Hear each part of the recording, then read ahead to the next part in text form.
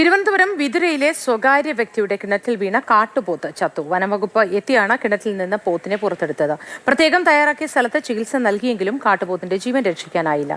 കൂടുതൽ വിവരങ്ങൾ ഹരികൃഷ്ണൻ നൽകും. ഹരികൃഷ്ണൻ, ഇത് എപ്പോഴാണ് കാട്ടുപോത്ത് കിണറ്റിൽ വീണത്? ഉടൻ തന്നെ ബന്ധപ്പെട്ടവരെ വിവരം അറിയിക്കുകയായിരുന്നോ?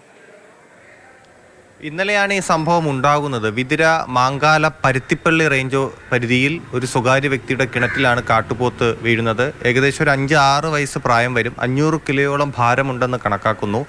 ഇന്നലെ ഈ അപകടമുണ്ടായി. കാട്ടുപോത്ത് കിണറ്റിൽ വീണത് ശ്രദ്ധയിൽപ്പെടുന്നത് റബ്ബർ വെട്ടാൻ വന്ന ഒരു തൊഴിലാളിയാണ്. അദ്ദേഹം പിന്നെ നാട്ടുകാരെയൊക്കെ വിളിച്ചു.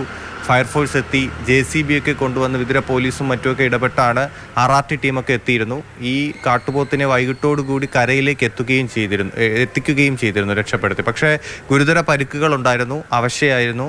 അതിനുശേഷം അവിടെ തന്നെ ഒരു പ്രത്യേകം ഷെഡ് പോലെ ഒരു കെട്ടിയതിന് ശേഷം അവിടെ അതിനെ ചികിത്സിക്കാനുള്ള നടപടികളൊക്കെ നടത്തിയിരുന്നു. അതിനുശേഷം ഇന്ന് രാവിലെ വെറ്റിനറി ഡോക്ടർ എത്തിയതിനു ശേഷം കൂടുതൽ ചികിത്സയും മറ്റുമൊക്കെ നടത്താനായിരുന്നു ഇരുന്നത്. പക്ഷേ ഇന്ന് രാവിലെ 8 മണിയോടുകൂടി കാട്ടുപോത്ത് ചത്തു എന്നുള്ള വിവരമാണ് നമുക്കറിയാൻ സാധിച്ചത്. ഇനി എന്താണ് സംഭവിച്ചത്? അതിൻ്റെ പോസ്റ്റ്മോർട്ടം നടപടികളൊക്കെ നടക്കുന്നതേ ഉള്ളൂ. ആന്തരിക പരിക്കുകൾ ഉണ്ടായിരുന്നു എന്നാണ് മനസ്സിലാക്കാൻ സാധിക്കുന്നത്.